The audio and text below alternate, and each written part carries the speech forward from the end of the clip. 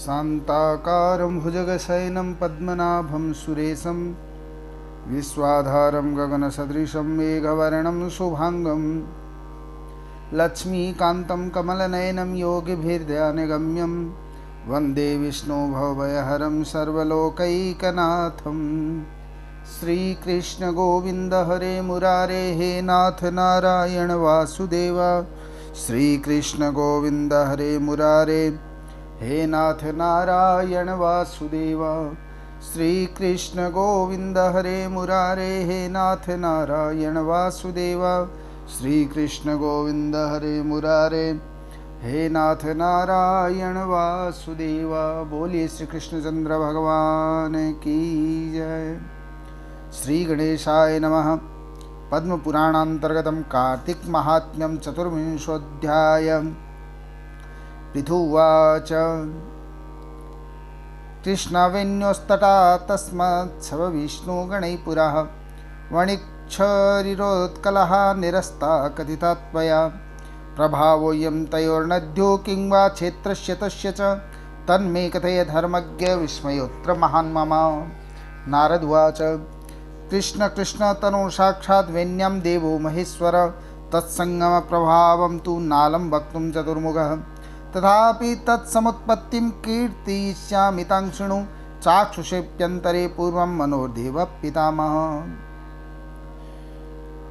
पृथु जी महाराज नारद जी से कहने लगे 24वें अध्याय के अंदर कि हे महाराज, कृष्णा और वेणी के तट से शिव और विष्णु के गणों द्वारा वेश्य के शरीर से कलहा निकाली गई थी।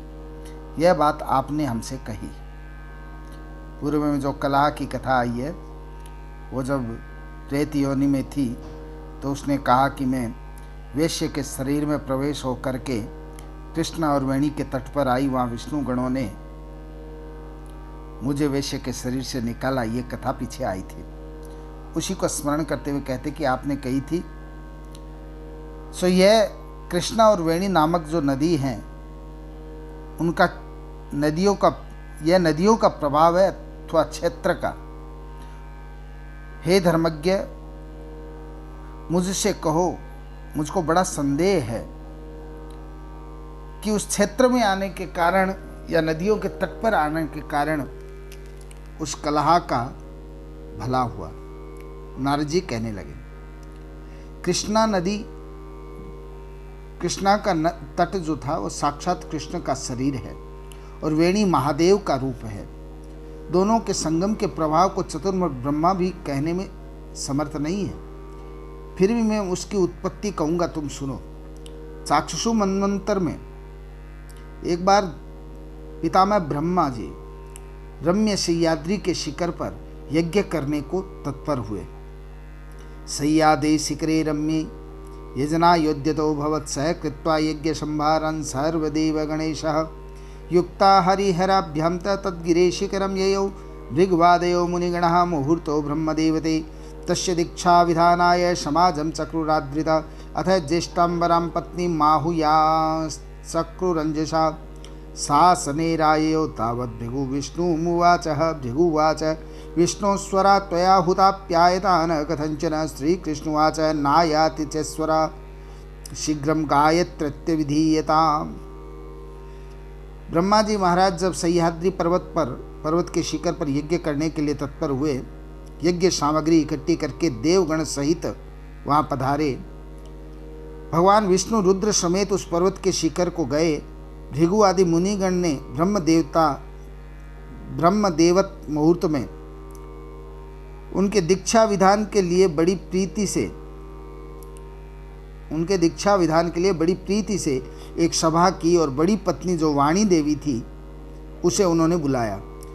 वह धीरे धीरे आई। तब भृगुजी महाराज भगवान विष्णु से बोले, हे विष्णु, आपके बुलाने पर भी स्वरा नहीं आई और मुहूर्त निकला जाता है। दीक्षा विधि कैसे की जाए?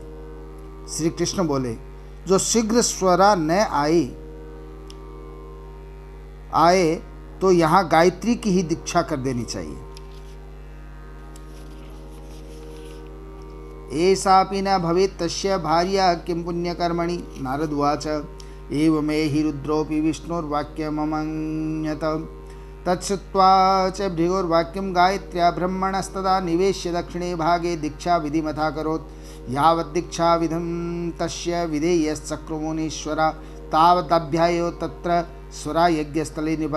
तस्तां दक्षितां दृष्ट्वा गायत्रीं ब्रह्मणा सह सा पत्नीर्षा परा क्रोधा सत्वरा वचनं रवि स्वरोवाच उपूज्या यत्र पूज्यन्ते पूज्यानां च व्यतिक्रमः त्रीणि तत्र भविष्यन्ति दुर्भिक्षं मरणं भयात्। भगवान विष्णु ने भगवान कृष्ण ने कहा कि शीघ्र स्वरा न आ जाए तो उनकी जगह पर गायत्री को ही दीक्षित कर देना चाहिए। क्या पुण्य कार्य में वह इसकी स्त्री नहीं है? दोनों ही पत्नियां थी ब्रह्मा जी की। नारद जी बोले रुद्र ने भी विष्णु के वचन को मान लिया। भृगु ने वचन सुनकर गायत्री को ब्रह्मा जी के दक्षिण भाग में बैठाकर दीक्षा विधि पूरी की। वे मुनीश्वर ब्रह्मा की दीक्षा विधि कर ही रहे थे। उसी समय उस यज्ञ के स्थान में स्वरा देवी आ गई।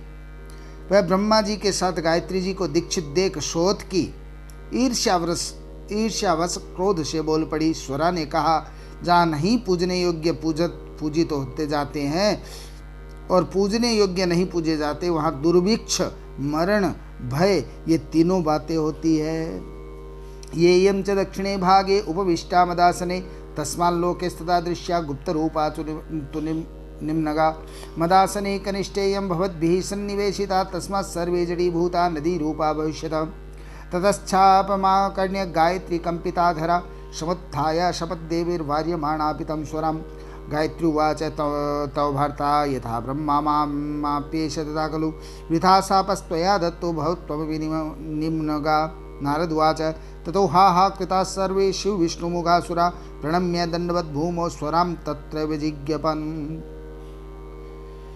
ये दाहिनी और मेरे आसन पर बैठी है अतः एवं सदा नहीं देखने योग्य गुप्त नदी हो जाएगी। मेरे आसन पर इस छोटी को तुम लोगों ने बैठाया है, इसलिए तुम भी हे विष्णु और रुद्र आप भी जड़ीभूत होकर नदी होगे। उसके श्राप को सुनकर कांपते होठ वाली गायत्री देवताओं के रोकने पर भी स्वरा देवी को श्राप देती हुई बोली। गायत्री बोली ब्रह्मा जैसे तेरे पति हैं वैसे ही मेरे भी हैं। तूने वृथा श्राप दिया है इसलिए तू भी नदी हो जा। नारद जी बोले तब शिव विष्णु आदि सब देवता हाहाकार करके दंडवत प्रणाम करते हुए स्वरा देवी से प्रार्थना करने लगे। देवावचु देवी सर्वे वयम सप्ता ब्रह्माद्या यत्त्वयाधुना यदि सर्वे जड़ीभूता भविष्यामोत्र निम्नगा तदा लोकत्रयं ह्येतद्विनश्यति हि निश्चितम् अविवेकः कृतस्तस्माच्छापोऽयं विनिवर्त्यतां। स्वरोवाच नार्चितो हि गणाध्यक्षो यज्ञादो यस्सुरोत्तमः तस्माद् विघ्नं समुत्पन्नं मत्क्रोधजमिघं लघु खलु नापि मद्वचनं एतद् सत्यं खलु जायते तस्मात् स्वां शैर्जडीभूता यूयं भवति निम्नगा आवामपि शपत्न्यो च श्वासाभ्यामपि निम्नगे भविष्यावोत्र वो देवाः पश्चिमाभिमुखावहे।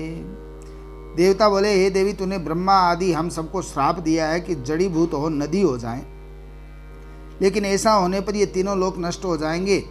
आपने विचार नहीं किया, अतएव आप यह श्राप पुनः लौटा लो। स्वरा बोली हे देवताओं यज्ञ के आदि में तुम लोगों ने गणेश जी का पूजन नहीं किया था, इसलिए मेरे क्रोध से उत्पन्न यह विघ्न हुआ है। गणेश जी महाराज ने मेरे द्वारा यह मेरे को क्रोधित करके यह विघ्न कर दिया है। मेरा यह वचन भी झूठा न होगा।